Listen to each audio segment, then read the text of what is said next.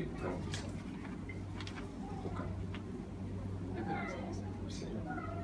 Iya.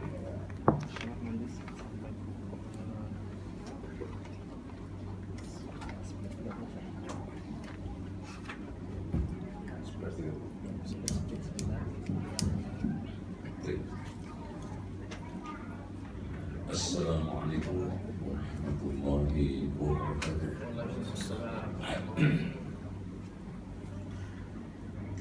Alhamdulillahilladzi arsala rasulahu bil huda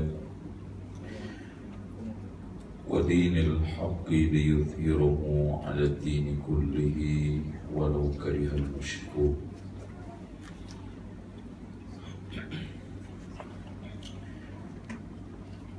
Asyhadu an la ilaha illallah wahdahu la syarika lah wa anna Muhammadan abduhu wa rasuluh.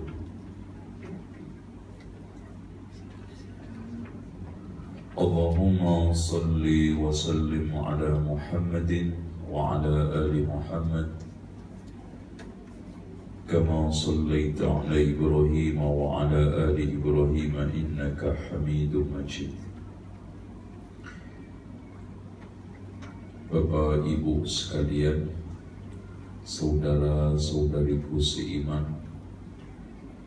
yang sedang menguji dan juga mengundi nasib di rantau, mudah-mudahan hidupnya senantiasa diberkahi Allah dan selalu disertai dengan kesuksesan yang tidak kalah pentingnya keistiqomahan.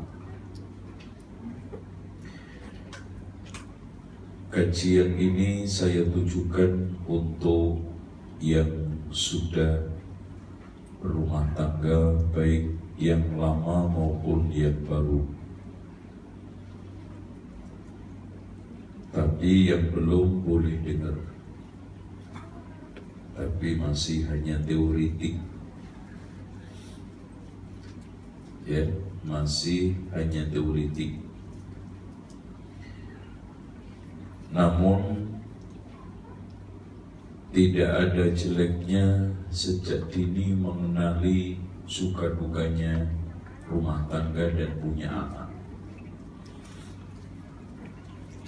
Karena buku ini di dalam kotak atau lingkaran kecil saya kasih muatan interaksi harmonis antara orang tua dan anak. Ini arahnya ke sana. Kenapa Bapak Ibu sekalian saya hadirkan buku ini? Karena di tengah banyaknya kedurhakaan di kalangan anak-anak yang miris itu Muslim,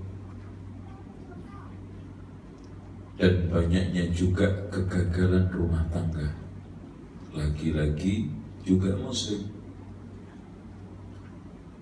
dan keluhan sana sini dari orang tua yang mengadukan anaknya sulit diatur. Yang satunya lagi ngadu anaknya sulit untuk diajak sholat. Yang satunya lagi ngeluh, Pak, anak saya dulu di TK, SD kalem anteng, sekarang bandel banget. Ya iyalah, anak itu kalau umur TK SD bawaannya apa? Udah punya anak apa? Rasanya antum punya anak umur TK SD gimana? Antum nggak beres nih. Kalau anak umur SD bawaannya nyenengi, umur SMP ngeselin, umur SMA nyusahin. Itu ciri khas. Makanya punya anak itu banyak susahnya daripada senangnya. Cuma alhamdulillah Allah kasih titip nikmat rahmat dalam perasaan setiap orang tua, senang disusahi anak. Itu aja. Kalau kita nggak punya rahmat itu, kayaknya nggak ada yang pengen punya anak. Ini yang dikatakan oleh Nabi Zakaria, aku itu nggak suka anak. Kalau hidup nyusai, kalau mati apa? Kalau hidup bikin susah, kalau mati bikin sedih, udah.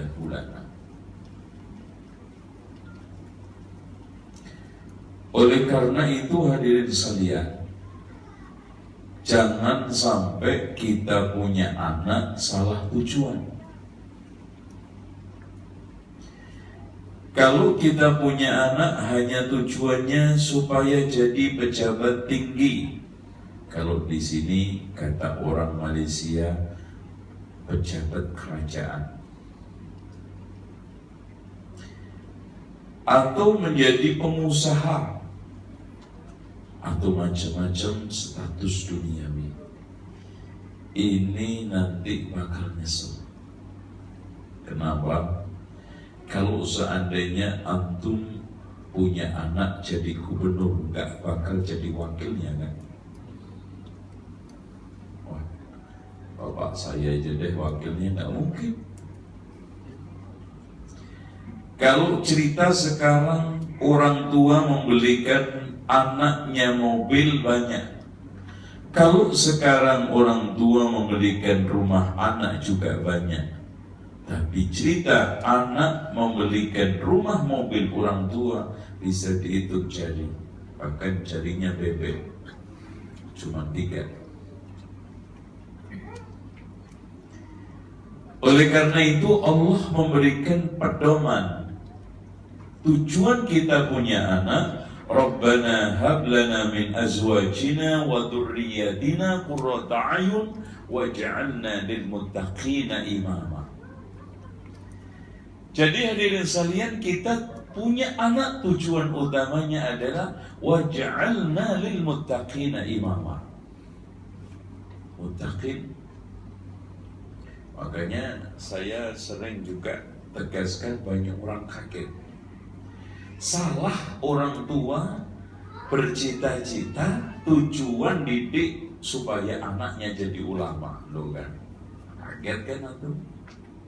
Loh, bukankah ulama itu mulia? Iya. Tapi Al-Quran dan Sunnah tidak pernah menyuruh kita untuk itu. Dan yang kedua, gak semua ulama baik. Tapi kalau sudah muttaqin, pasti baik. Dan tidak semua anak kita harus jadi ulama. Memang gak boleh jadi dokter. Memang gak boleh jadi pengusaha. Memang gak boleh sekarang jadi pejabat. Tapi kalau sekarang pejabat muttaqin, pengusaha muttaqin, ulama juga muttaqin, tidak jualan fatwa, senang orang tuanya, dapat tuh surga. Wa ja'alna lil muttaqina imama. Nah, itu tujuan kita. Nah, hadirin sekalian, sekarang kita langsung saja masuk. Bagaimana anak kita itu tidak sudah nyusahin dunia, nyusahin akhirat. Boleh kita susah di dunia, tapi akhirat mendapatkan surga. Yang dikatakan oleh Rasulullah SAW, ada orang yang diangkat derajatnya tinggi di surga. Dia penasaran, bertanya, "Anna hadza, dari mana semua ini?" Dijawab, "Bistighfari waladika laka," karena istighfarnya anakmu. Bahwa ini juga lagi-lagi bukan karena ulama. Kalau jadi ulama masya Allah, orang tuanya malah susah itu kuburannya di akhiratnya. Wa ja'alna lil muttaqina imama, itulah yang menyelamatkan kita semua. Hadirin sekalian yang dirahmati oleh Allah Subhanahu wa taala, langsung saja kita masuk ke bab 3. Membentuk karakter anak soleh. Habis itu akhlak nanti. Nyambung. Kita tidak akan mendapati anak kita itu soleh sebagaimana yang dikatakan oleh Allah, oleh Rasulullah SAW di dalam hadisnya, "Idza mata ibnu Adam inqata'a 'amaluhu illa min thalasin." Kalau anak Adam meninggal dunia, terputus dari semua usahanya kecuali dari 3 di antara waladin sholihin yad'ulah. Nah, pertanyaannya supaya parent dan ada keikutsertaan, Pak, apakah hanya doanya anak soleh yang nyampe ke orang tua, ataukah amal solehnya anak itu nyampe ke orang tua semua, termasuk hajinya, umrohnya, wakafnya, bangun masjidnya? Gimana? Fadhal. Semua amal. Pertanyaan berikutnya, kenapa Rasul hanya menyebutkan waladin solihin yad'u? Kenapa enggak waladin solihin yabnil masjid? Anak soleh yang bangun masjid, anak soleh yang rajin tahajud, tapi anak soleh yang mendoakan. Kenapa? Ya, silakan Pak. Angkat tangan. Ya. Doa adalah ibadah. Doa adalah ibadah, wakaf juga ibadah. Wakaf, bahkan kalau kita bangun masjid, otomatis kita punya keyakinan Rasulullah Allah Subhanahu wa taala ketika berfirman, wa an laisa lil insani illa ma sa'a, tidaklah manusia mendapatkan balasan kecuali dari hasil usahanya, dan anak termasuk usaha orang tua. Insya Allah nyampe. Anak termasuk usaha orang tua. Artinya seluruh amal dan seluruh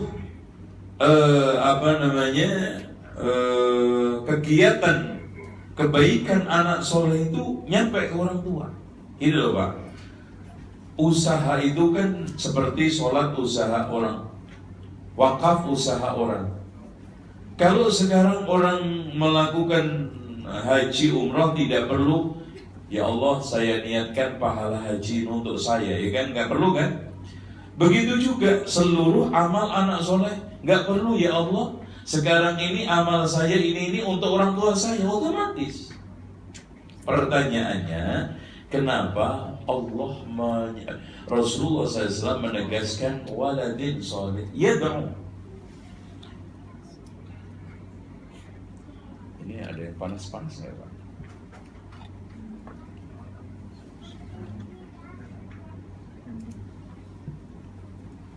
Silakan. Jangan takut salah. Harusnya salah dulu baru benar. Ya, nggak apa-apa. Yang penting usul. Yang penting memberikan masukan. Ayo silakan cek. Ada juga anak yang tidak mendoakan. Ada anak yang tidak mendoakan. Oke, nah ditampung. Ada lagi? Ya, oke. Ya, silakan Pak.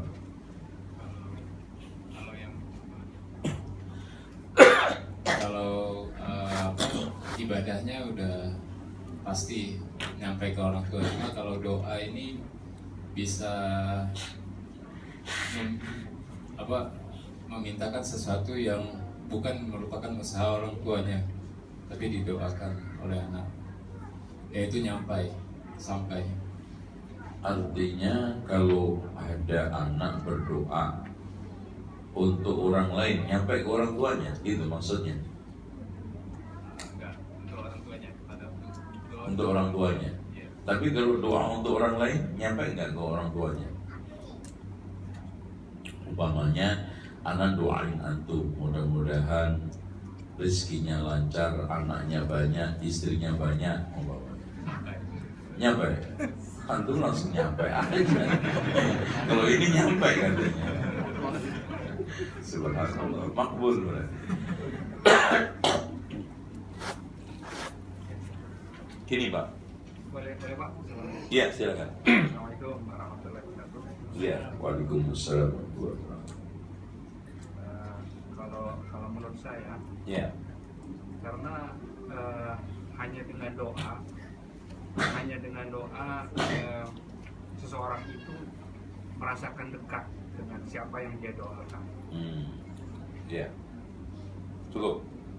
Iya. Coba saya tambah. Hadirin sekalian, kenapa Rasulullah menyebutkan waladin soleh? Apakah anak yang gak soleh gak boleh berdoa? Tak boleh berdoa? Enggak. Boleh gak anak gak soleh berdoa? Boleh. Tapi rata-rata anak itu kalau sudah gak soleh, gak ingat sama orang tua. Jangankan sekarang mati, sudah belasan tahun, mati baru 5 hari aja udah lupa. Nah, ditegaskan oleh Rasul, kenapa anak? Pertanyaannya, apakah doa orang lain yang bukan anak nggak nyampe? Hah? Pak, seandainya anak mati, atau anak balik deh, seandainya antum mati. Ya, anak ini. Seandainya antum mati, anak doakan, boleh kan? Boleh. Kenapa harus anak? Jawabannya rata-rata Pak. Kalau bukan anak, cepat lupa. Sekarang saya tanya aja deh, antum punya nggak tetangga yang mati 5 tahun lalu? Ada yang punya? Masih doain nggak sampai sekarang? Apaan 5 tahun? 5 minggu aja lupa. Tapi yang namanya anak Pak, Masya Allah, sampai kapanpun, sudah wafat 50 tahun pun masih ingat mendoakan. Allah.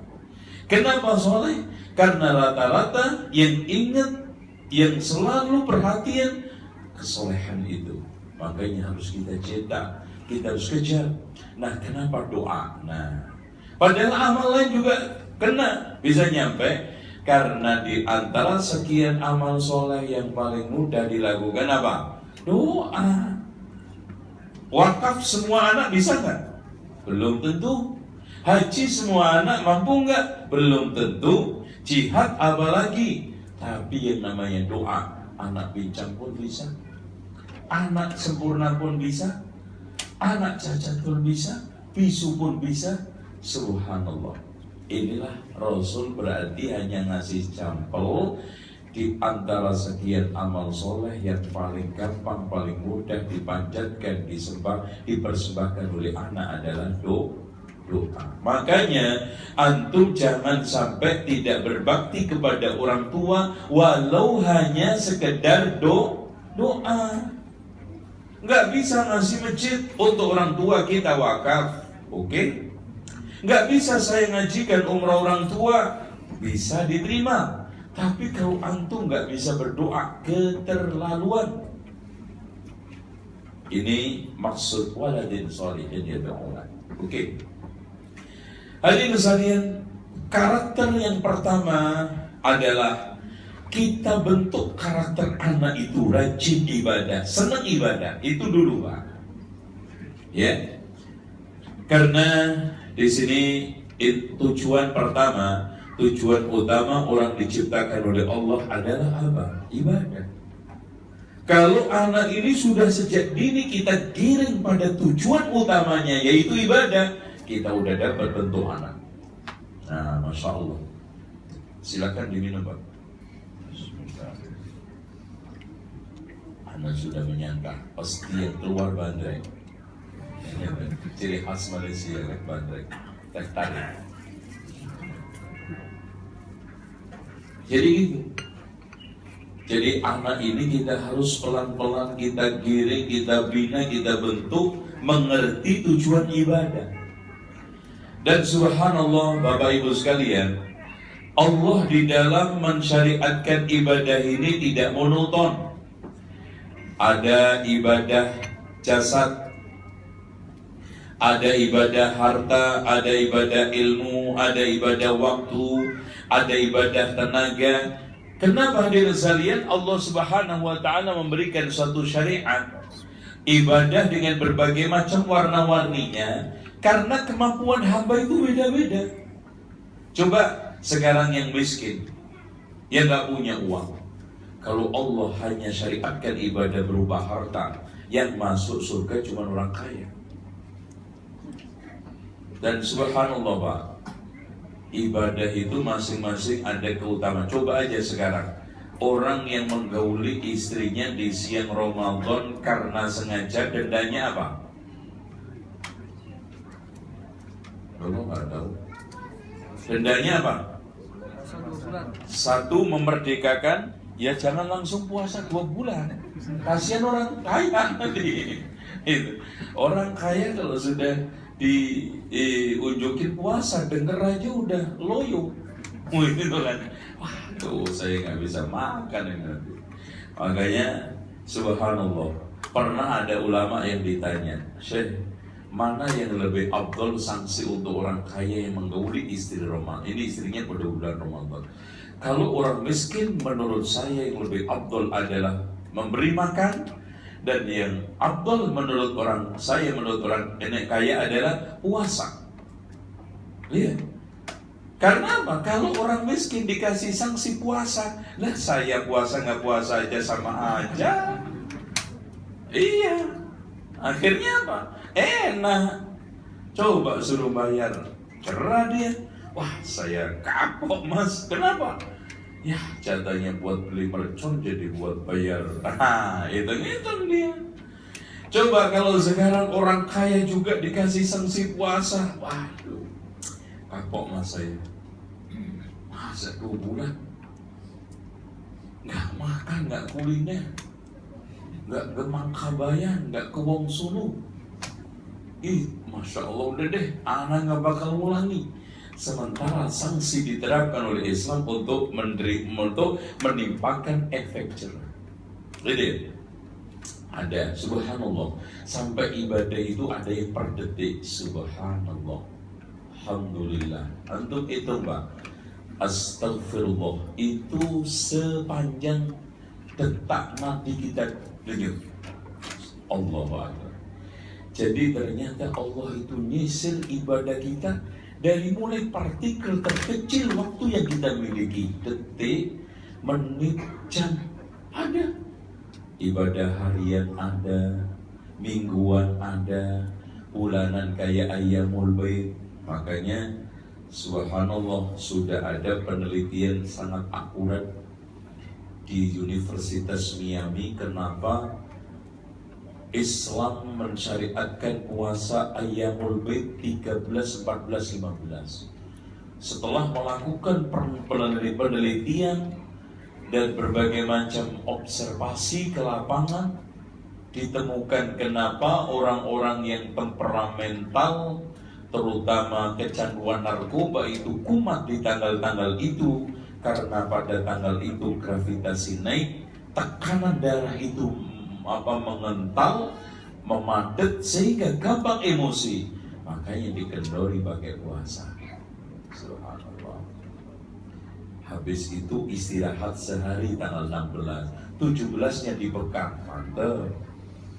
Itu 19-nya dibekam, 21-nya dibekam.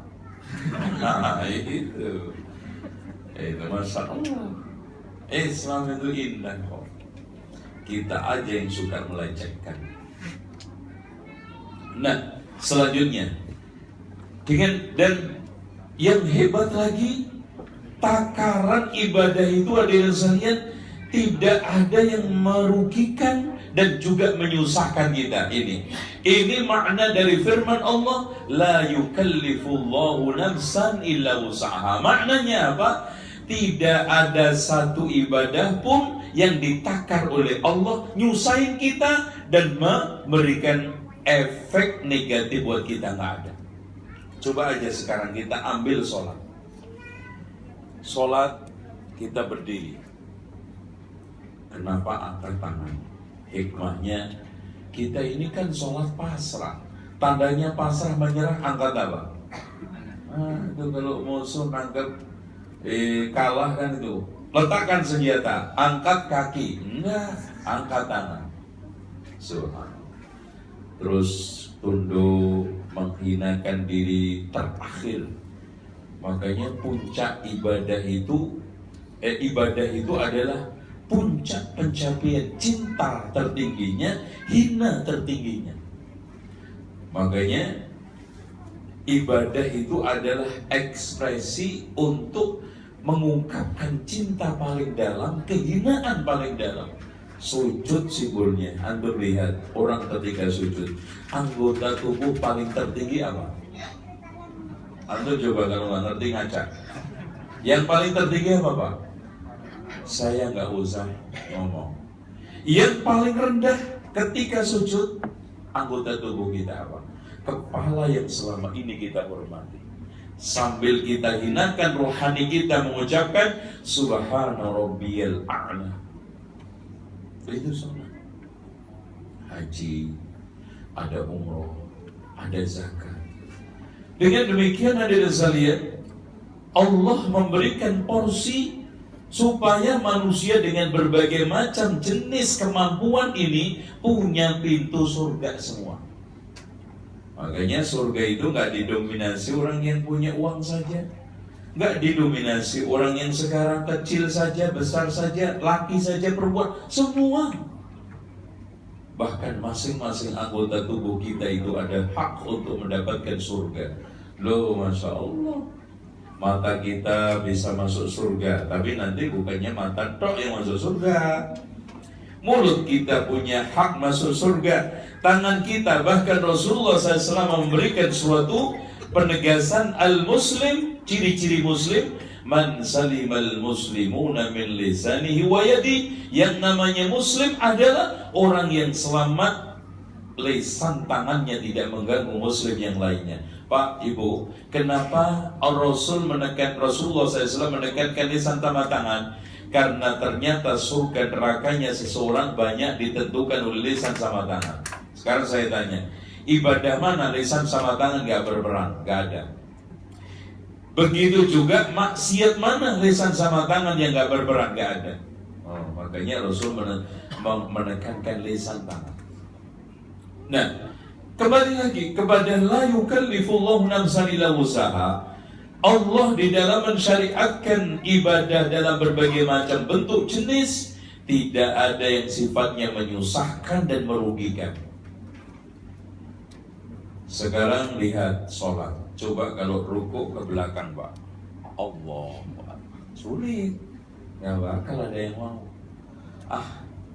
Sholatnya orang Islam kayak begitu, saya bisa kena penyakit skoliosis ini nanti. Enggak. Apalagi sujudnya koprol ke belakang. Ya. Subhanallah. Tapi anehnya Pak, ada orang latihan silat, latihan bela diri sampai ban hitam. Berarti udah bekas tuh ban. Tapi sholat nggak bisa. Sementara gerak-gerakannya itu sulit loh. Sulit. Kenapa?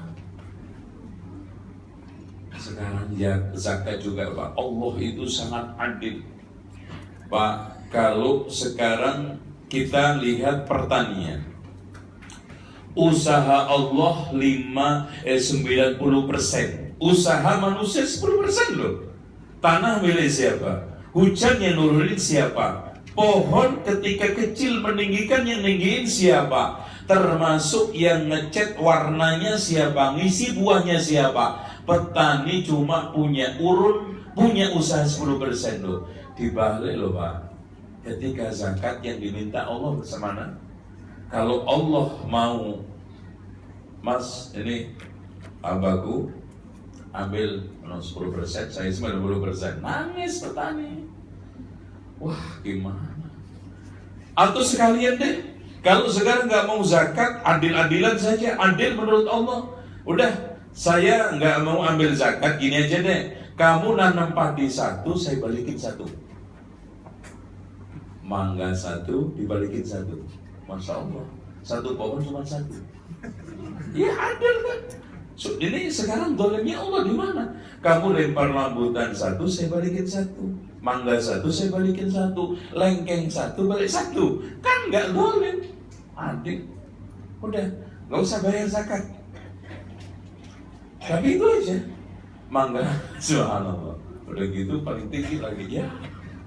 Di atas, itu mah jatahnya monyet. Ini Pak, satu pohon 5 karung. 1 hektar cuma modalnya 1 karung. Jadi berpuluh-puluh karung. Diminta Allah 10 biji aja beli. Gitu. Karena usahanya manusia agak sedikit keluar keringat, Allah turunkan itu zakatnya 5%. Karena apa? Beli itu air. Diturunin lagi karena dagang 2,5%. Subhanallah, adil. Itu pun gak keluar. Ngakunya ini kan kecerdasan saya, ini kan sekolah saya, ini kan akhirnya apa?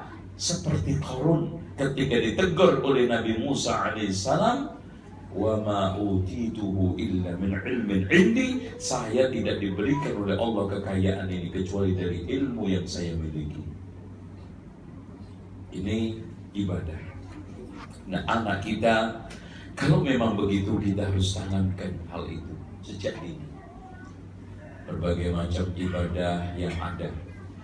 Sekarang kita masuk ke sholat, Pak. Anak sejak dini harus kita tanamkan pentingnya sholat.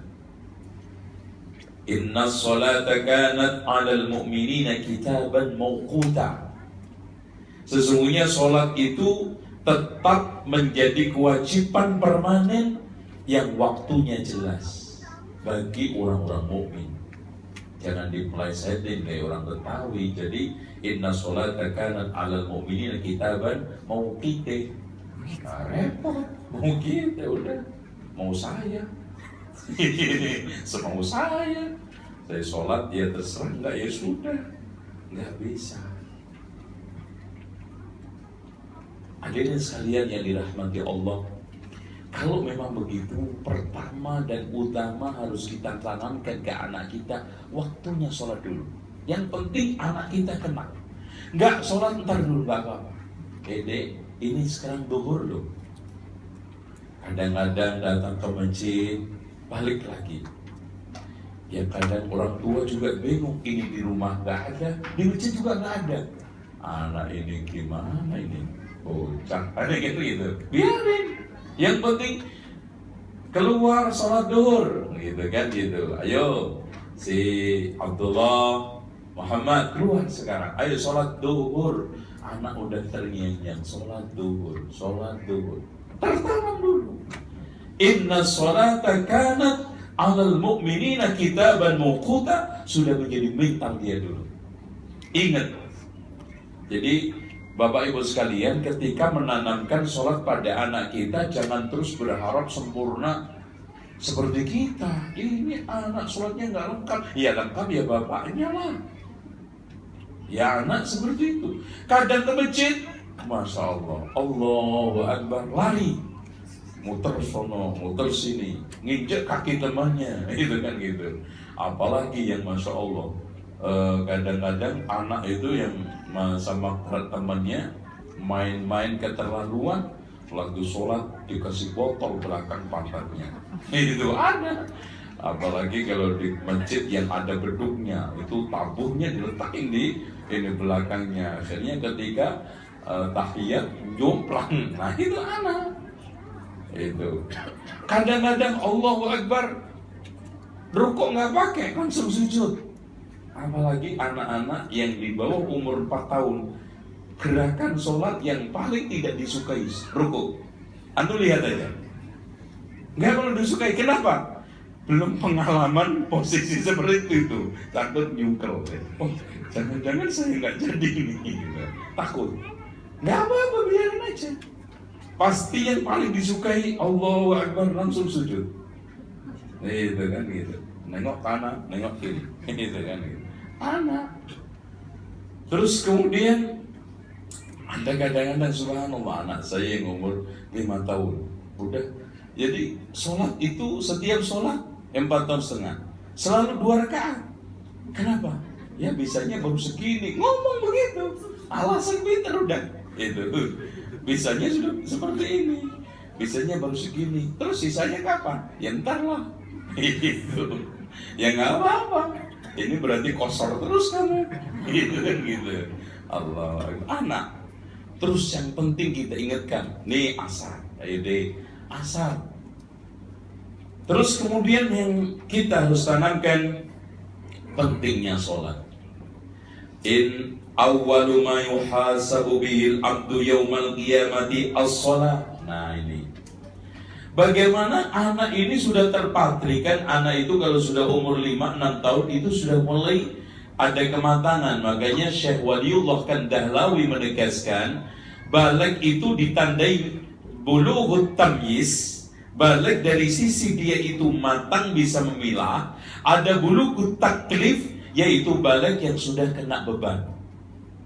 Itu ya. Anak umur 7-8 tahun sebetulnya masih bulughut tamyiz, tapi kita kenakan sholat, diperintah sholat. Kenapa? Karena di situ anak sudah mulai matang pikirannya untuk memilih. Ini buruk, ini baik. Nah, disitulah kita antem. Ini loh dek yang baik, sholat. Nah, jadi kita kenalkan mental dia. Kita sudah patri sekarang pikiran dia. Dan sekarang ini keyakinan baik buruk itu yang tertanam duluan adalah sholat yang baik. Kalau nggak sholat jelek, kan sudah mulai ngenal tuh, ini jelek, ini baik bagus, ini nggak bagus, ini panas, ini dingin, ini enak, ini nggak enak. Itu sudah mulai umur 7. Makanya kenapa rahasianya Rasulullah mengatakan mulu auladakum bis-sholati wa hum abna'u sab'i sinin. Perintahlah anakmu untuk sholat umur 7 tahun. Kenapa? Supaya di benaknya ini terpatri, tertanam yang baik itu sholat. Nah setelah itu kenapa disuruh mukul 10 tahun? Karena 10 ini sudah bulughut taklif, sudah kena beban. Anak sudah mulai harus menanggung berbagai macam beban, sanksi. Makanya para ulama ahli pendidikan sepakat anak itu boleh dikenakan sanksi fisik setelah umur 10 tahun. Karena Rasulullah baru mulai memukul. Gitu ya. Terus rahasianya gini Pak, kalau antum sudah tidak bisa memerintah anak antum 7 tahun untuk sholat, dijamin lebih nggak bisa umur 10. Kalau antum sekarang nggak berani mukul 10 tahun, lebih nggak berani umur 20 tahun. Apalagi 30 tahun, antum yang dipukul. Iya, itu. Ada apalagi bapaknya dulu rajin ngajarin silat sebelum sholat ya. Wah, gue gampar nih, gue antum nih, mau fake Pak, fighter kan. Hadirin sekalian, kita harus tanamkan ke anak kita. La tunqadunna ural Islami urwatan. Tali Islam itu akan terlepas seutas demi seutas. Wa awwaluha kullaman taqadat urwatun tathabbata an-nasu billati taliha wa awwaluha naqdun al-hukmu wa akhiruha as-salat. Tali Islam itu akan lepas seutas demi seutas ketika lepas satu orang pegang berikutnya, dan yang pertama kali lepas sistem hukum dan pemerintahan Islam, dan yang paling akhir adalah sholat. Nah disinilah juga akhirnya harus kita tanamkan inna bainar rajul wa baina syirki wal kufri tarkus sholat. Anak sudah pelan-pelan harus kita kasih pengertian tentang sanksi meninggalkan sholat. Ini ditegaskan oleh Rasulullah, kufur. Ini harus kita jelaskan. Jadi anak kita jangan sampai hanya tahu keutamaan sholat, sehingga tidak ada satu perasaan takut, perasaan sekarang ini merasa dosa ketika meninggalkan sholat. Bahkan Rasulullah mengatakan pembatas antara seorang dengan kesyirikan, kekufuran dan sholat. Dan juga dikatakan oleh Rasulullah, afdal amal adalah sholat. Nah sekarang tahapan untuk mendidik anak kita sholat. Antum lihat halaman 106, pertama adalah tahapan memerintah sholat. Nih, wa'mur ahlaka bis-sholati wastabir 'alaiha. Wa'mur ahlaka bis-sholati wastabir 'alaiha. Perintahlah keluargamu dengan sholat dan yang sabar. Subhanallah, Pak. Allah tidak hanya mengatakan wa'mur ahlaka bis-sholat, tapi ditambah wastabir, yang sabar. Kenapa? Rata-rata nyuruh keluarga sholat itu sulit. Istri, sulit nggak? Kok nggak ada yang ngomong nih? Mentang-mentang ada orangnya ya lo takut. Ini ya laki-laki cemen semua.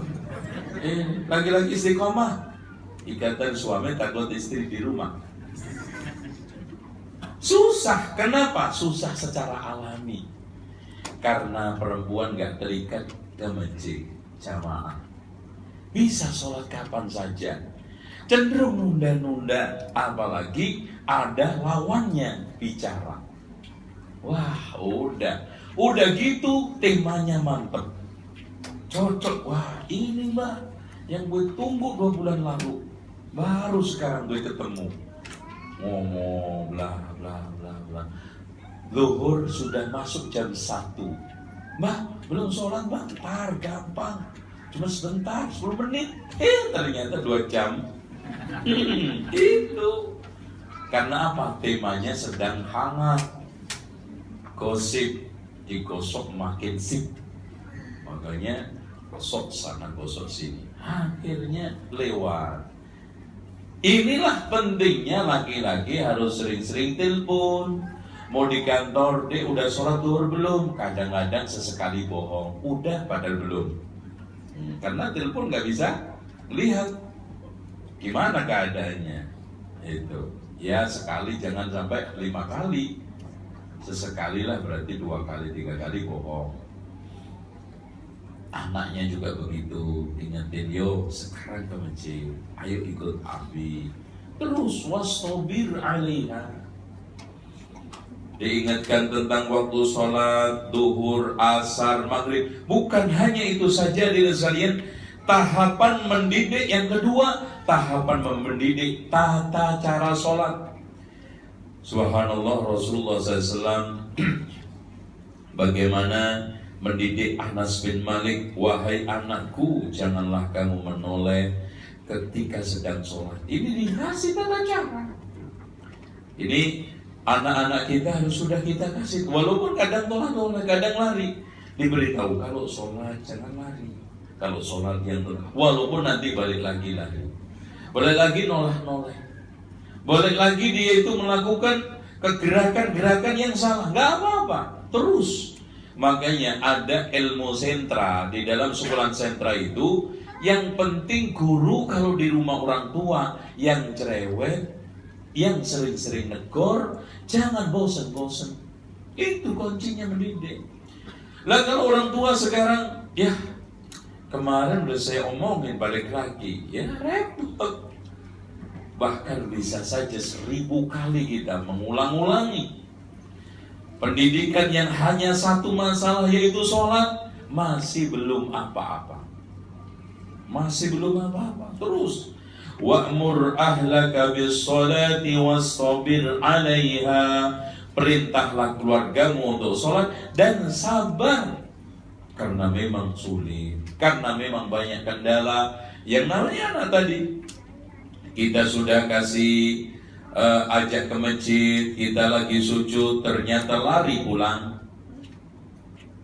Kita sudah ajak ke masjid, bangun di rumah nggak ada, di masjid nggak ada, ternyata tidur di bawah tangga.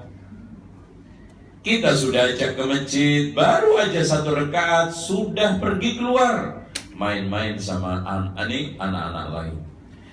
Perhatikan dari sekalian, Rasul juga mengajarkan kepada Hasan Husain cucunya sholat, diantaranya sholat witir dan doa sholat witir. Makanya kita mendapatkan doa sholat witir, Allahumma dini fi man hadai, dari siapa?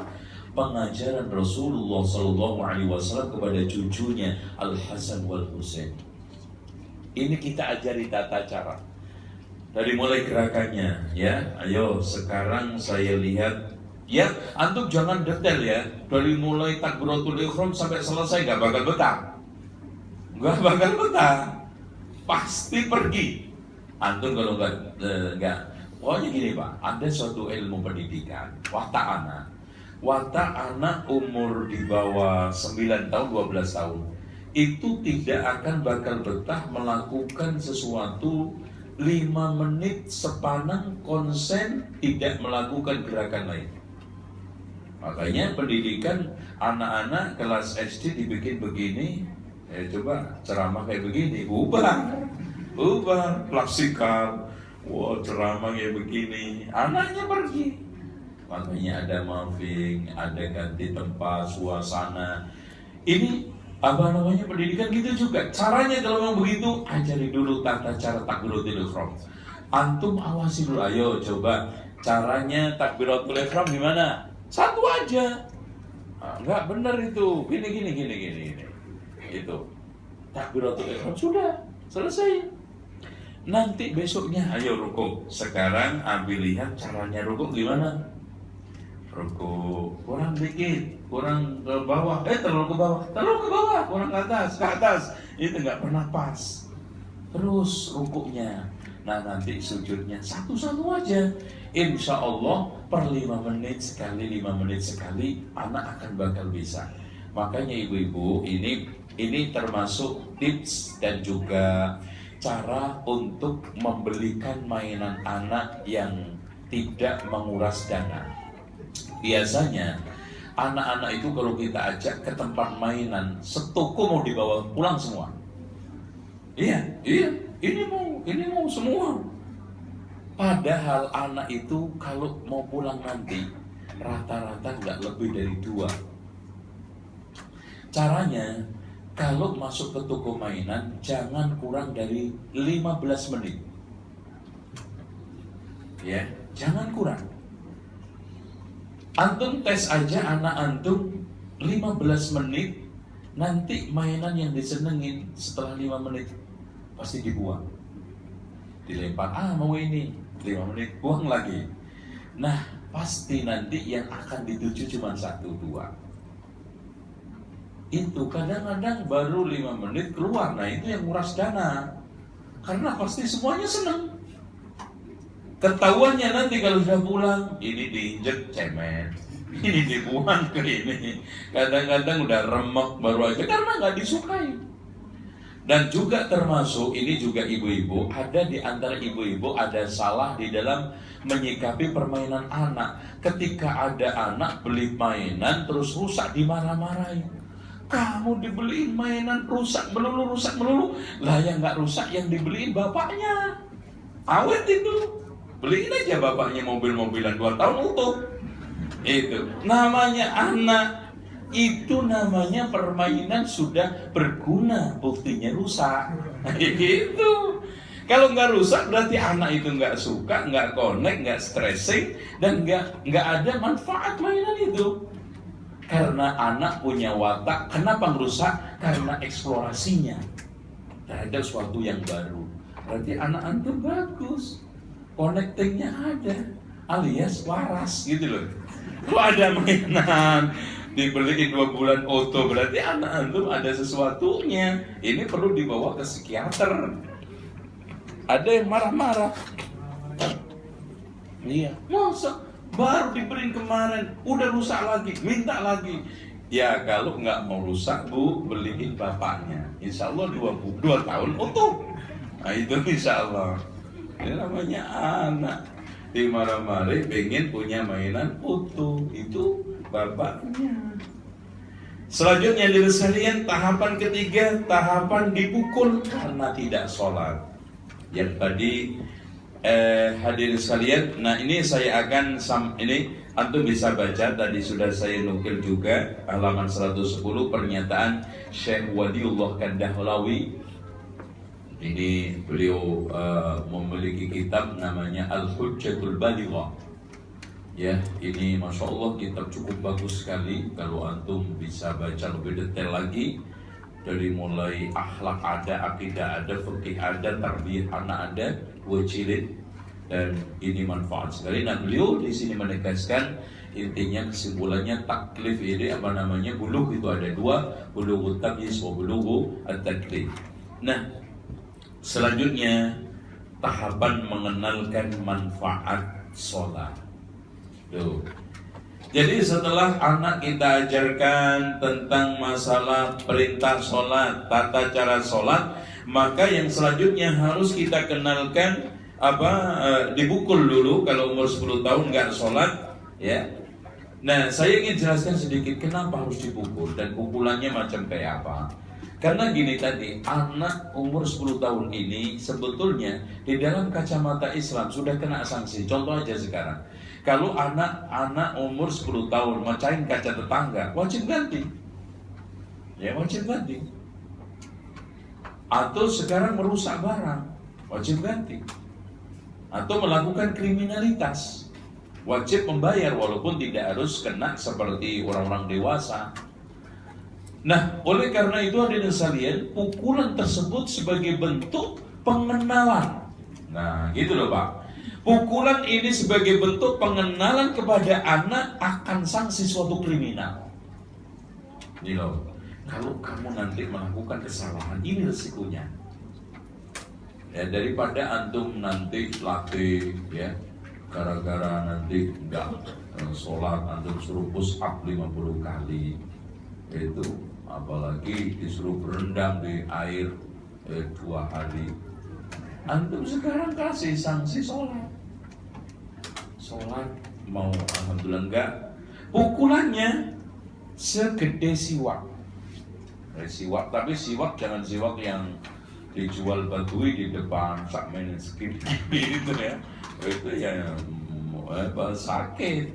Siwak yang kecil, ya. Dan tempat memukulnya hindari muka sama hindari kepala, bagian badan ke atas. Jadi kalau cacat nanti minimal jelek.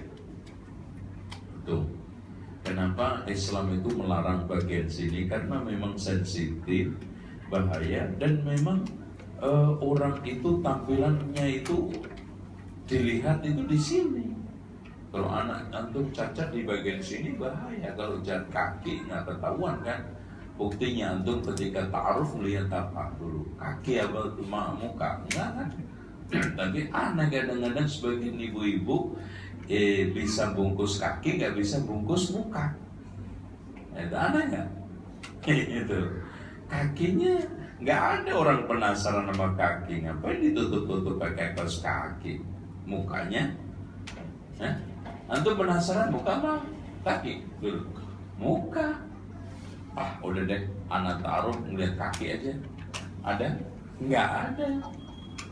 Itu, ya. Dan selanjutnya Pak, kenapa dipukul? Dengan pukulan yang ringan karena tarbiyah, pendidikan. Pendidikan sanksi, pendidikan sekarang hukuman faktual, dan siapapun yang melakukan kesalahan akan kena seperti itu. Bukan hanya dalam masalah sholat, cuman yang kita kenalkan sholat duluan. Selanjutnya dari sekalian mengenalkan manfaat sholat. Nah ini manfaat utama, inna sholata tanha 'anil fahsya'i wal munkar. Sholat itu bisa mencegah perbuatan keji dan munkar. Itu kita tanamkan sejak dini. Di samping banyak ya manfaat-manfaat sholat dari sisi kesehatan, manfaat sholat dari sisi kedekatan dia hubungannya dengan Allah. Kenapa sih sholat itu inna sholata tanha 'anil fahsya'i wal munkar? Karena orang itu kalau sibuk dengan kebaikan gak mungkin mikir keburukan kan. Dan puncak kebaikan orang adalah ketika sholat. Makanya dilanjutkan ayat ini kan inna sholata tanha 'anil fahsya'i wal munkar. Apa salahnya? Wala dzikrullahi akbar. Kalau anak itu tiap hari zikir, tiap hari sholat, tiap hari terkontrol, masuk keluar masjid, kapan? Logikanya gini aja deh Pak. Kalau anak kita itu tiap hari sholat bagus, sempat maksiat kapan? Wong sekarang habis duhur nyusul asar, habis asar setelah itu maghrib, habis maghrib isya kapan? Gak ada. Umpamanya gini aja deh, Sekarang habis zuhur mau judi, udah baru aja buka meja sudah adzan asar, nggak jadi. Makanya begitu juga habis zuhur lupa diingetin asar, habis asar lupa diingetin maghrib. Itulah sholat. Inna sholata tanha 'anil fahsya'i wal munkar. Kita tanamkan. Ya, lihat aja anak-anak kita, ya, dengan anak tetangga yang mungkin antum punya tetangga nggak sholat, bandingkan. Kesolahannya itu nampak. Walaupun antum anggap anak saya ini begini negatif, tapi tetap aja anak yang rajin sholat jauh beda dengan yang nggak sholat. Terus kemudian tahapan membiasakan sholat sunnah. Nah ini anak-anak kita tanamkan. Contoh aja Pak, apa namanya, tadi ini melatih sholat jamaah dulu ya. Tahapan melatih sholat jamaah. Nah ini dulu yang tadi jamaah dulu. Caranya apa? Orang tuanya yang aktif. Contoh aja Pak, kalau anak antum sejak usia kecil antum bawa ke masjid, itu dengan sendirinya subuh itu melek, ikut ke masjid sampai gede, masya Allah. Tapi kalau antum sejak kecil nggak pernah biasakan, ada yang lebih lucu lagi. Ada sebagian orang tua kasihan alasannya, kasihan orang anak saya jam segini bangun, padahal saya aja dulu, nah saya repot. Yang lebih aneh lagi ketika saat ujian, udahlah kasihan jangan dibangunin kan nanti ujian. Subhanallah, sejak kapan ada resep supaya lulus ujian gak sholat? Itu ada. Bahkan ada lagi sudah di pesantren, kita kasih semacam pekerjaan ketika libur, di antaranya mengajak anak ke masjid. Laporannya bolong banyak. Pak, kenapa bolong Pak? Anak nggak diajak ke masjid. Kasihan Pak Ustadz, di pesantren udah tiap hari ke masjid jam 4 sampai jam ini. Ya sekali-kali lah Pak Ustadz, anak lihat tidurnya pulas banget, jadi kasihan. Kasihan masuk neraka, apa kasihan sekarang hanya sekedar bangun sedikit susah? Padahal Pak, itu hanya perasaan orang tua. Bisa itu kan hal biasa. Orang itu kalau biasa, nggak ada beratnya kok. Anak kasih contoh, maaf, saya pernah habis ta'lim pulang itu kurang lebih jam-jam setengah 12. Akhirnya kayaknya adem, turun sebentar istirahat sambil itu kan ada jualan yang dipikul kalau di Jakarta namanya skuter kayak ini.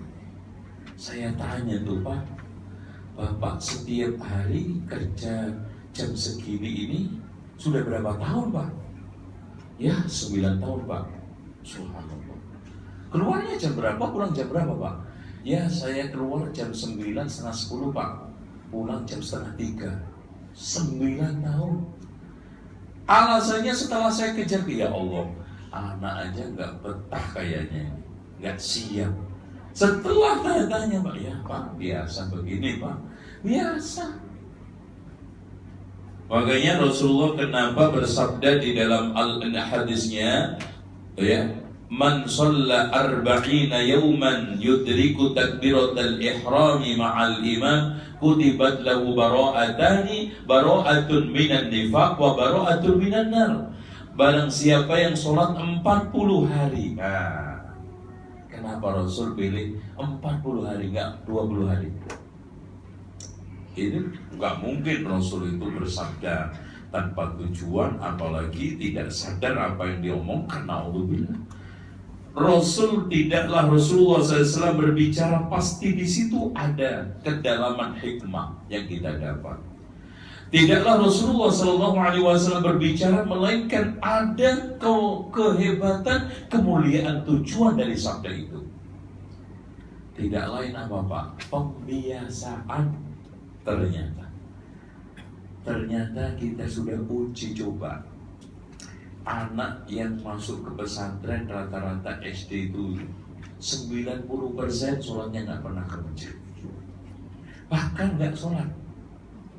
Kalau sholat pun kadang-kadang kita keber 40 hari, kita giring bangun setengah 4, jam 4 kurang seperempat, kita bagi 3 ring asrama, ring wudhu, ring masjid, terus 40 hari dengan metode pikirkan, petakan, diskusikan, kerjakan, biasakan, budayakan. Selesai. Ternyata nggak ada peduli bedanya, entah dulu anaknya biasa sholat atau nggak sholat, orang tuanya kayak begini, seragam, nggak ada yang lewat di kamar, semua ke masjid. Kenapa? 40 hari kita kebar terus. Akhirnya muncul di benak anak-anak di dalam kebiasaan, apa sudah biasa seperti ini kok tiap hari keluar masuk jam segitu. Coba saya aja kadang-kadang juga, Masya Allah, kasihan juga anak-anak. Coba Bapak bayangkan, jam 4 sudah bangun, terus kemudian wudhu, habis itu di masjid baca Al-Quran sampai qomat, habis itu sholat, habis sholat zikir, habis zikir kemudian kita tahfidz, murojaah sampai jam 6. Jam 6 setelah itu mandi, jam 7 kurang seperempat makan, kasih waktu 20 menit. Setelah itu siap-siap masuk kamar, masuk kelas 7:15 sudah mulai di kelas semua sampai duhur.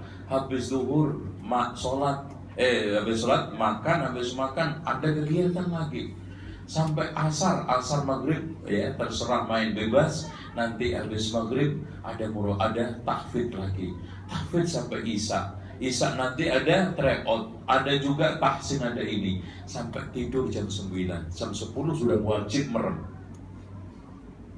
Itu wajib, kalau nggak merem, nanti security yang keliling. Jadi kita bagi, jadi nanti kalau sudah jam 9 itu security yang beraktif. Supaya aktif kita paksa pakai sistem jam amano itu ya, dengan sendirinya naik turun sambil ngecek. Ternyata semua bisa jalan setelah tanya, Pak biasa Pak seperti ini. Berarti nggak ada yang berat, nggak ada yang sulit, yang ada belum biasa. Tahajud juga sama. Apa aja, termasuk hafal Al-Quran. Emang ada orang yang dilahirkan dari perut ibunya ceprot langsung hafal surat Al-Baqarah? Nggak ada. Kenapa orang itu diberikan kemudian Allah membaca Al-Quran? Karena biasa. Makanya kita biasakan jamaah ke masjid, insya Allah anak kita akan mendapatkan itu. Dan tahapan membiasakan sholat sunnah, ya Pak, coba lihat Abdullah ibnu Abbas itu sering kali tahajud sama Rasulullah, terutama ikut witirnya. Abdullah ibnu Abbas ketika wafatnya Rasul aja umurnya itu 8 tahun. Berarti ketika hidup Rasulullah masih kecil. Kadang-kadang Rasulullah berdiri di sebelah kiri Rasulullah, diputer kepalanya, diambil dulu, ya, diputer letak di kirinya, ini kanannya Rasulullah. Begitu juga Abdullah ibnu Umar, ya, karena bibinya menjadi istri Rasul datang, sehingga dari sekalian di situ Rasul terlatih. Bahkan pernah Abdullah ibnu Mas'ud ikut-ikutan.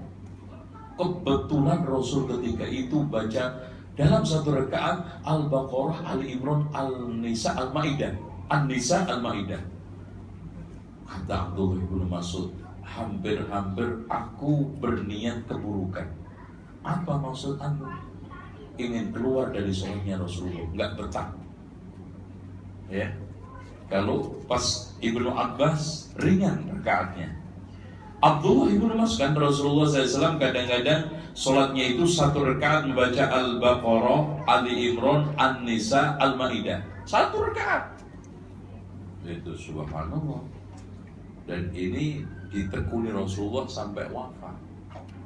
Dan ini tahajud itu wajib buat Rasulullah. Makanya ada hal-hal yang khusus buat Rasul, gak perlu kita tiru. Nah, kita itu kadang-kadang ngirinya yang enak-enak. Wah, istrinya Rasulullah banyak. Itu coba antum iri tahajudnya Rasul. Berani? Atau wah, saya pengen ikut doanya Rasulullah. Rasul itu selalu berdoa, Allahumma ahyini miskina wa amitni miskina wahsyurni ma'a zumratil masakin. Ya Allah, hidupkan aku dalam keadaan miskin, matikan aku dalam keadaan miskin, dan kumpulkan aku bersama orang-orang miskin. Antum berani berdoa? Iya, nggak berdoa aja miskin. Mau tambah lagi. Itu yang berani cuma Rasulullah, Pak. Nah, ini juga khusus. Rasul itu nggak pernah bisa tahan punya uang, nggak pernah bisa tahan nyimpen uang. Tidaklah ada uang dinar dirham di dalam rumahnya melainkan diinfakkan. Ya. Nah, ini tentang masalah sholat. Selanjutnya diri sekalian, kita harus latih pembentukan karakter anak berikutnya adalah mencintai rumah Allah. Nah, ini gimana Pak anak kita itu bisa masuk ke dalam hadis Rasulullah, sab'atun yudhilluhumullahu fi dhilli yawma la dhilla illa dhillu. Di antaranya adalah syabun nasha'a fi ibadatillah, pemuda yang tumbuh besar selalu beribadah kepada Allah. Yang selanjutnya, wa rajulun qalbuhu mu'allaqun bil masajid, orang yang hatinya selalu tertaut dengan masjid. Dan ini tidak bisa kalau kita tidak bentuk sejak kecil. Caranya tidak hanya sholat, kita ikutkan pesantren kilat, kita ikutkan gebiar Ramadan, kita gemarkan kegiatan-kegiatan masjid, ada taklim kita ajak, ada halaqah tahfidz kita ikut sertakan. Dari situlah kebentuk mental dan kepribadian yang senang rumah Allah.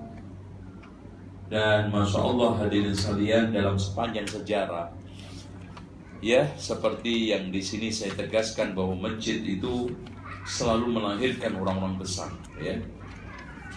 Masjid selalu memberikan saham atau urun. Sepanjang sejarah, masjid menunjukkan peran aktif dan pengaruh positif dalam membina generasi umat, baik dari kalangan tua maupun muda, dan menjadi lembaga pendidikan pertama yang mampu mengukir prestasi gemilang dan mencetak para pakar hebat dalam berbagai disiplin ilmu, baik di dalam bidang tafsir, fikih, hadis, bahasa, balaghah, dan para teknokrat di bidang ilmu pengetahuan. Pak, zaman Imam Syafi'i memang ada fakultas, universitas? Nggak ada. Oh, bisa menjadi orang besar. Di zaman Imam Bukhari itu nggak ada juga universitas munafik. Mereka hanya mengandalkan masjid. Yang perlu kita sekarang teliti koreksi, yang perlu kita sekarang adakan semacam penelitian. Kenapa ya masjid itu kok bisa mengeluarkan berbagai macam manusia yang begitu pakar di bidang ilmu berbagai macam bentuk. Ada ilmu falak, astronomi, teknologi juga, apalagi tafsir, balaghah, semuanya itu dari masjid semua lulusnya. Nggak ada fakultas-fakultas yang sekarang ini, fakultas syariah, fakultas ilmu usuluddin, nggak ada. Mereka masjid. Bahkan sampai dekade abad ke-8 itu mereka masih mengandalkan masjid. Baru setelah itu mulai muncul banyak madrasah-madrasah yang disebut dengan kutab. Nah, di situ mulai ada sistem klasikal. Kemudian dikembangkan oleh pemerintah Turki. Turkilah yang pertama kali ada istilah TK, SD, SMP, SMA. Kemudian perguruan tinggi. Nah, baru diikuti oleh negara-negara Eropa. Nah, makanya negara Eropa itu lebih banyak mengambil. Yang pertama kali memulai universitas itu Andalusia, Pak. Ya, dengan terkenalnya adalah Alhambra. Di sana ada Universitas Alhambra yang di dalam bahasa Latinnya Alhambra, yang sekaligus juga di sana ada istana megahnya, yang sekarang universitasnya sudah gak ada, tinggal dirawat sebagai museum istananya. Orang-orang Eropa yang kemudian bisa merubah Eropa yang dulunya cumut, yang dulunya itu ketinggalan, kemudian muncul Renaissance, itu semuanya adalah genjotan dari Universitas Islam Andalusia terutama, yang didirikan oleh Abdurrahman Ad-Dakhil. Ya, semua pendidikan ini berasas pada Iqra. Kita sekarang kenapa, Masya Allah ya, pendidikan kita hanya formalitas dan selalu kalah dengan negara-negara yang non-muslim. Apalagi maaf, kadang-kadang menonjol teknologinya, kurang moralnya. Dan kadang-kadang moral juga pincang. Nampaknya zuhud, gak mau ini, gak mau itu, tapi yang lainnya juga rakus. Ya itu loh. Coba aja di Indonesia itu kan pesantren hampir ribuan, Pak. Kenapa setiap saatnya korupsi merajalela? Keinginan untuk jahat selalu terbuka, dekadensi moral di mana-mana, narkoba, maling, begal, rampok, semuanya itu anak-anak bersekolah. Bahkan akhir-akhir ini banyak kejadian begal itu didominasi anak-anak umur belasan, 16, 17, paling tua 22 lah, baru SMA tuh lulus SMA. Kenapa? Karena gagalnya pendidikan. Semua di pendidikan, ya. Terutama pendidikan rumah, karena lingkungan yang bertanggung jawab pendidikan itu 3: lingkungan rumah, lingkungan sekolah, lingkungan masyarakat. Ini yang sekarang harus kita pikirkan. Ya, sistem-sistem boarding itulah untuk melokalisasi. Ya, jangan cuma memikirkan lokalisasi pelacur aja. Nah, kalau itu bukan menghilangkan mendidik, menghancurkan ia. Sekarang bagaimana kita bikin partikel paling terkecil moral akhlak dari sistem pendidikan, ya, yang dulu dibikin oleh para ulama dengan istilah kutab. Kalau sekarang itu boarding, jadi anak itu dititipin di kutab, ya, ngaji sama ulama, sama syekh, sama kiai, kemudian sampai lulus rata-rata menjadi ulama dulu. Seperti makanya di Damaskus itu ada namanya Kutab Ibnu ini Al-Jauziyah, yang paling terkenal masyhur dulu di Damaskus, ya, yang didirikan pertama kali oleh Walid bin Abdul Malik Ibnu Marwan, yang masjidnya juga Masya Allah. Nah, masjid itu sudah berteknologi canggih. Coba bayangkan Pak, kalau antum membaca sejarah tentang masjid Damaskus, tapi sekarang sudah nggak begitu fungsi. Jamnya itu setiap jam itu selalu dengan cara belum muter dulu, belum ada jarum, tapi masing-masing nomor itu ada jarumnya. Kalau sudah jamnya jatuh, cepat. Oh, kalau jatuh 9, angka 9 berarti jam 9. Gitu. Jadi yang bisa bikin 12 jam itu jatuh, nanti ada yang masak, gitu. Jatuh nanti setiap jam. Dan nanti ada waktu sholat. Ini sudah ada sejak zaman dahulu di masjid itu. Nah, inilah yang kita harus bangun. Umat Islam itu kuat dalam diniyahnya, kuat dalam ilmu pengetahuannya, kuat dalam sisi moral akidahnya, juga kuat dari sisi ekonomi, politik, serta hal-hal yang lainnya. Insya Allah lewat sekolahan tersebut. Jadi awalnya berangkat dari masjid. Nah, selanjutnya melatih puasa. Ini waktu sudah habis ya. Masih ada nanti? Ada sisi ya. Untuk puasa, zakat sama haji ini Nanti kita percepat aja karena kita masih ada tema lagi nanti tentang masalah kaitannya dengan akhlak ya. Lebih intinya puasa yang juga sebentar lagi akan datang. Antum usahakan jadikan sebagai laboratorium untuk anak antum. Laboratorium penelitian takwa. Dia berangkat dari mulai yang paling sederhana. Anak antum latih sahur aja sudah bagus, walaupun gak ikut puasa. Ada anak ya umur 5 tahun itu ikut sahur dong. Loh, antum bisa ikut bangun aja udah masya Allah, itu hebat loh Pak. Jangan dikira anak bisa bangun pada waktu sahur itu nggak hebat. Bisa bangun ngantuk-ngantuk, makan, mengenalkan ini sahur, apalagi nanti ikut sholat subuhnya. Nah, puasanya entah nggak apa-apa. Kalau kuat oke, kalau enggak apa-apa. Tahunnya berikut kita latih setengahnya.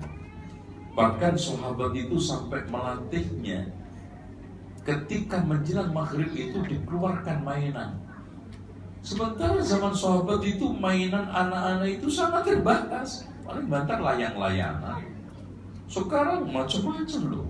Tapi jangan sampai game nanti, game bener ya. Itu ada yang mau melupakan puasa, game terus. Jangan. Game TV, nanti dol. Itu bahaya. Ada banyak permainan, syukur-syukur diikutkan acara-acara Ramadan ya insya Allah. Terus kemudian nanti kita ajak buka puasa bersama. Buka bersama itu bisa acara keluarga. Yo, kita kenalkan, namanya tarbiyah itu kan awalnya takrif, pendefinisian suatu masalah dalam otak mereka sehingga tertanam. Itu pendidikan. Jadi contoh aja, ini merah, itu ya. Anak itu sudah mulai mengakomodasi di dalam motoriknya itu bahwa ini merah. Itu. Dengan demikian ada suatu definisi. Begitu juga, ini buka. Yo, buka bareng. Sekarang kita doa dhahabadh dhama'u. Oh, ternyata kalau buka itu ada doanya ya. Kenal dia sudah. Buka pakai kurma. Oh, kalau buka itu sunahnya pakai kurma. Makanya hadirin sekalian, dikatakan oleh para pakar pendidikan, 74% anak itu terpengaruh oleh faktual yang dilakukan oleh orang tua. Contoh yang diwujudkan oleh orang tua, tampilan yang ditunjukkan oleh orang tua keseharian. Oleh karena itu jangan sampai menunjukkan suatu hal yang pertentangan, apalagi pelanggaran. Contoh aja, antum ngomong sholat wajib ke masjid, antum nggak sholat, ini bahaya. Antum sekarang mengatakan bahwa puasa ini wajib, tapi antum nggak puasa, bahaya. Nah inilah pentingnya kita ajak buka puasa tadi, kita contohkan ini loh sunnah Rasul ketika buka puasa. Makanya proses buka itu benar-benar antum set betul-betul sunnah Rasul. Makan pakai rutop, kalau enggak ada kurma, kalau enggak minum air. Kan Rasulullah ngasih tahapan itu. Kemudian setelah itu kita makan sejenak, sholat ke masjid, habis itu balik lagi makan besar.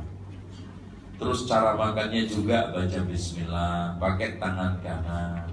Ini semuanya akan tertanam pada anak antum. Oh, buka itu adabnya, etikanya seperti ini. Nanti ketika saat dia terus dewasa akan terbangun, akan terbentuk tentang buka puasa yang sunnah, yang benar, minimal seperti ini doanya ini. Coba aja ketika kita dulu sudah biasa Allahumma laka sumtu, sampai sekarang kan hafal kan.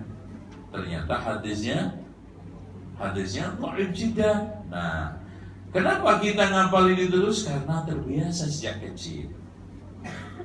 Ya contoh aja lah, nggak usah jauh-jauh, rata-rata mungkin yang umur-umur yang rada-rada ini sejajar dengan saya itu dulu sholatnya kan hanya belajar pakai fasolatan kan. Fasolatan itu yang dulu buku yang bergambar pakai kertas koran. Sampai sekarang saya kemarin nemu di bandara itu dijual sudah cetakan ke 675. Masya Allah itu. Wah, buku ini buku paling tua di dunia mungkin ya. Orang-orang yang belajar aja udah pada mati, bukunya masih ada. Itu begitu, ada hal-hal yang hanya biasa, yang ketanam itu nggak benar. Nah, disinilah pentingnya kita tanamkan seperti itu. Nah, kemudian zakat, sodako, infak. Antum latih anak-anak antum untuk infak. Ya contoh aja sekarang kalau ada sekarang lagi pengungsi Rohingya, ya tuh letakin di rumah ke kotak kecil atau kaleng, ditulis bencana banjir, pengungsi untuk masjid. Ada duit-duit kecil ya masukin kamu. Ada pengemis ke rumah, dia suruh kita kasih duit, ya kamu yang ngasih. Sesekali anak-anak kita ajak ke tempat-tempat bencana atau tempat umpamanya ada kesempatan pulang udah gitu rumahnya di Aceh, yuk jalan-jalan ke tempat ini. Kita kenalkan orang susah. Ketika ada bingkisan dia kita suruh yang ngasih. Dari situlah pendidikan zakat, infak, sedekah tertanam pada anak kita. Sehingga anak kita ada sensitif sosial, ada peka sosial, kedermawanannya ada, dan plus nanti ketika dia punya uang, dia menjadi orang berada, dia akan melaksanakan menjadi kebiasaannya zakat. Orang tua saya dulu rajin zakat, itu udah masya Allah Pak, tertanam sama kita, ikut niru. Apalagi orang yang senang sama orang tuanya, mengidolakan orang tuanya, kangen sama orang tuanya sudah meninggal dunia. Biasanya anak yang seperti itu akan mengenang orang tuanya suatu perbuatan yang paling istimewa saat dia bersamanya. Kalau orang tuanya dulu biasanya nyantulin fakir miskin, wah saya akan niru jadi bapak. Saya akan teruskan jasa bapak, karya bapak, kebaikan bapak. Ada nggak yang seperti itu? Pasti. Oleh karena itu biasakan. Selanjutnya kita percepat tentang masalah haji. Haji ini juga kita tanamkan untuk anak-anak kita bisa umroh bersama, haji bersama. Terus kemudian minimal kalau nggak beneran, anak-anak kita kalau ada di TK, SD atau SMP, pelaksana latihan manasik haji diikutkan. Jadi sudah bangga loh anak-anak kita sejak kecil udah pakai pakaian ihram, itu seneng ya. Ada Ka'bah, oh ini Ka'bah. Apalagi sekarang masya Allah visualisasi itu banyak di YouTube di ini. Tinggal anak kita tunjukkan, dari situlah anak terbiasa melakukan manasik haji. Dan subhanallah kalau seandainya dia haji umroh, pahalanya insya Allah kembali kepada orang tuanya. Walaupun nanti kalau besar dia harus haji untuk mengukurkan rukun Islamnya. Ini pendapat yang sahih, yang kuat di antara para ulama. Menjadi generasi Qur'ani. Nah ini Pak, bagaimana orang tua menggemarkan, menyenangkan, menjadikan anak itu cinta Quran, menjadi orang pembawa penegak Al-Quran. Dari mulai anak kita bikin senang membaca Al-Quran. Makanya kewajiban utama orang tua ini kepada anak dalam bidang Al-Quran ini, orang tua wajib menjadikan anaknya itu bisa baca Al-Quran.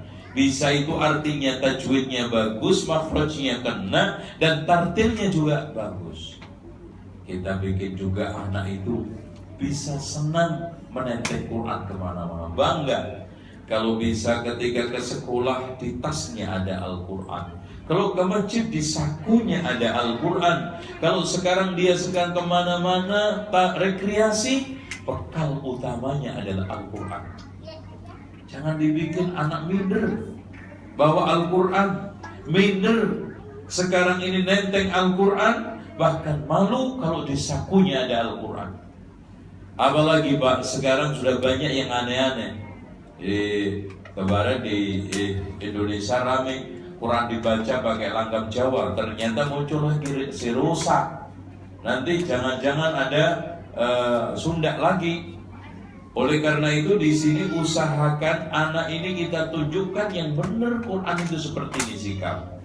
Kemudian merenungkan, kalau bisa kita ajak tadabbur di suatu tempat, di sana kita sambil baca Al-Quran, kita berikan makna-maknanya sesuai dengan fakta alam. Subhanallah, lebih cantik lagi. Yang tidak kalah pentingnya kita ikut sertakan ke tahfidz Quran, halaqah Quran, walaupun hanya sekedar beberapa hari. Waktu Ramadan seperti ini kan banyak kegiatan itu. Ini proses menuju ke sana. Dan yang juga tidak kalah pentingnya, anak kita harus kita dorong motivasi untuk menjadi penghafal Al-Quran. Caranya Pak, kan di YouTube itu banyak anak-anak kecil hafal Quran, ternyata itu memotivasi. Terus kemudian kita ikut sertakan, kalau memang belum bisa, ada lomba musabaqah tahfidz, kita ikut datang menyaksikan. Kalau sudah bisa, kita ikut sertakan. Dan Pak, tanamkan, kalau seandainya mengikut sertakan anak kita tahfidz, targetnya tidak harus menang, targetnya tidak harus juara. Yang penting gemar, senang mengikuti kitabullah. Nah, dengan demikian dia ketemu anak-anak yang banyak, Masya Allah, ini hafal 30 juz, 20 juz, lebih termotivasi lagi. Selanjutnya, untuk lebih kenalkan fungsi Quran. Kenapa di masyarakat ini sudah salah-salah fungsi Quran? Di tengah kita, di masyarakat kita di Indonesia itu kan fungsi Quran cuma 5. 1 untuk sumpah jabatan. Habis disumpah korupsi, kualat jadinya. Yang kedua, maaf Pak, untuk musabaqah tilawatil Quran, kontes suara. Sehingga hanya dikejar suaranya, hanya ingin menjadi orang yang paling merdu suaranya. Setelah dia nggak laku suara Qurannya, akhirnya menjadi penyanyi dangdut, campur sari, keroncong. Mana yang laku? Kemudian yang ketiga, maaf, untuk hiasan dinding-dinding masjid. Dan yang keempat, ini juga mendominasi Quran di kita untuk acara kematian. Anehnya seumur hidup gak pernah tahu Quran, giliran mati cari Quran. Dan yang terakhir, untuk cari jimat dan ilmu kekebalan serta ilmu-ilmu aneh lainnya. Contoh, pengen naik bus gak bayar, baca wa ja'alna min baini aydihim saddan wa min khalfihim saddan faghshaynahum fahum la yubsirun, 41 kali gak napas. Nanti gak bayar. Betul, karena pingsan.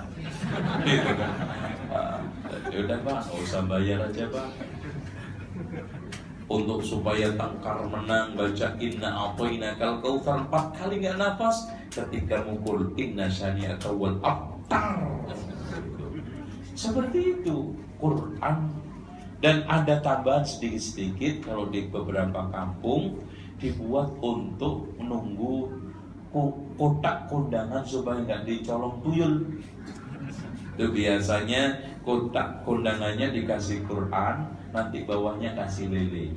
Katanya nanti tuyulnya nggak jadi ambil karena takut Quran. Nah, kok ada lele buat mainan?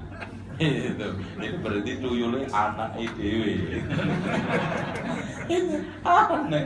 Sejak kamu yang memberitahu siapa tuyul itu seneng lele? Kenapa nggak seneng ikan mas itu loh? Aneh aja itu. Nah seperti itu. Nah kemudian anak kita juga harus kita latih dzikir ya, merawat hati dengan dzikir. Ya dzikir pagi sore, dzikir ada muqayyad masuk keluar masjid, masuk keluar rumah, dzikir makan setelah makan. Ini harus kita kenalkan. Intinya dzikir itu ada 2, bebas. Setiap saat dzikir, ada dzikir muqayyad. Masuk keluar WC ada dzikir, masuk keluar rumah ada dzikir, safar ada dzikir, pulang safar ada dzikir. Ini harus kita kenalkan. Insya Allah dengan cara seperti itu anak kita akan terbentuk karakter. Nah inilah kalau kita bisa, kalau bicara anak soleh yang berkarakter.